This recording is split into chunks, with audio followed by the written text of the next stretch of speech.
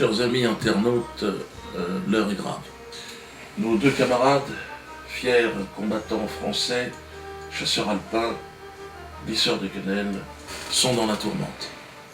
Mais ils peuvent compter sur la solidarité des militaires. J'ai reçu, et je vais vous lire, la lettre d'un soldat, une lettre étonnante. Je suis un soldat, et je sais reconnaître un commandant. Dieudonné nous a guidés vers quelque chose de meilleur. Et puisqu'il a pris des risques pour nous défendre, j'invite tous les soldats dignes de ce nom, dignes de leur uniforme et de leurs engagements, à défier l'autorité et suivre Dieudonné. Si moi aussi je dois me faire lyncher parce que j'ai suivi mon code de soldat, ma conscience et mes principes, mon intelligence en choisissant Dieudonné, alors amen, ainsi soit-il. Dois-je vous rappeler, soldats, guerriers, que nous avons prêté serment, sous nos drapeaux respectifs, défendre nos nations, que l'ennemi vienne de l'extérieur ou de l'intérieur. N'obéissons pas aveuglément à l'oppresseur, mes frères. Nous sommes nés soldats et nous mourrons soldats, dans la dignité, l'honneur, la fierté, la force et le courage. La parole de notre regretté général Bijard résonne encore en moi.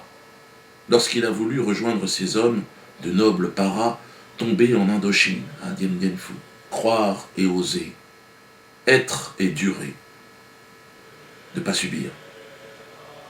Cela ne vous évoque-t-il rien? Fidélité, loyauté? Nous n'avons pas choisi le chemin le plus facile. Nous n'avons pas choisi de travailler pour des belligérants ingrats et peu scrupuleux. J'ai fait 3 guerres et plus de 15 opérations, notamment dans les forces spéciales. Je sais donc ce qu'est la peur, la douleur, les larmes, le sang, les cris. J'ai tué des hommes. J'ai suivi les ordres. Je suis moi aussi revenu traumatisé et grièvement blessé à quelques pas d'une caisse en bois. Je connais l'angoisse qui nous habite en OPEX. Je sais notre effroi à chaque fois que nous embarquons vers l'inconnu. Je connais nos regards crispés à chaque fois que nous passons par la portière pour sauter dans le vide, le néant, avec le poids des sacs et de nos propres corps. Je connais la terreur et la mort de très près. Mais je connais aussi notre solidarité légendaire, notre fraternité universelle, celle qui règne au sein de nos rangs et qui nous oblige parfois à nous entretuer au nom de dirigeants peu scrupuleux, avides d'argent, fabriqués sur notre pauvre dos qui a déjà tant porté. J'invite nos supérieurs et subalternes à enfin faire preuve d'audace, de témérité et de courage politique. Nous avons juré de protéger nos nations, alors honorons ensemble ce serment militaire. Nous portons haut et fort nos valeurs, nos traditions, nos devises respectives, alors respectons-les. Enfin, mes frères d'armes, un soldat ne se résume pas à un pantin surentraîné qui obéit aveuglément. Un soldat, c'est l'enfant armé d'une nation, un homme qui vit debout. Alerte, conscient, lucide, éveillé, un soldat, c'est un chevalier, un guerrier, mais qui n'obéit pas sans réfléchir à son roi. Non, et qui a conscience du royaume qu'il défend, qu'il protège et pour lequel il est prêt à donner sa vie. En ce sens, je considère Dieudonné comme un vrai soldat. Et notre devoir est de suivre la ligne qu'il a tracée à travers son combat tout entier, mais particulièrement lorsqu'il a pris des risques en nous défendant, en plaidant notre cause. Si, comme moi, vous êtes des hommes d'honneur engagés, vous répondrez à l'appel.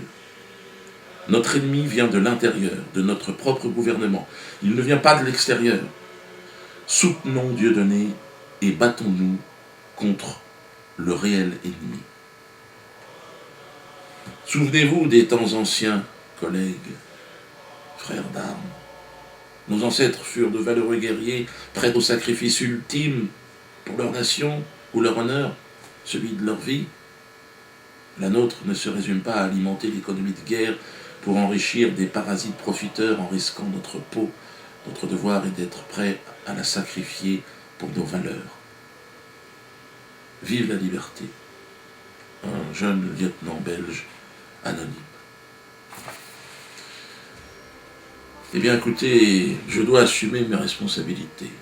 Amis, frères, soldats, j'accepte ce commandement et cette mission révolutionnaire. Je vous demande un temps d'oublier votre arme de service, vous pouvez la déposer sur le sol. Armez-vous seulement de votre panache, de votre courage et de votre loyauté. C'est par la quenelle que nous allons mener cette révolution, par la non-violence et l'humour que nous allons nous libérer. Envoyez-nous, soldats français, soldats belges, soldats suisses, soldats étrangers, des quenelles, vos quenelles, en uniforme, sur votre lieu de travail, sur votre char, dans votre bateau, votre avion. Plus vous serez nombreux, et plus, évidemment, notre opération sera efficace. L'heure de la grande désobéissance approche.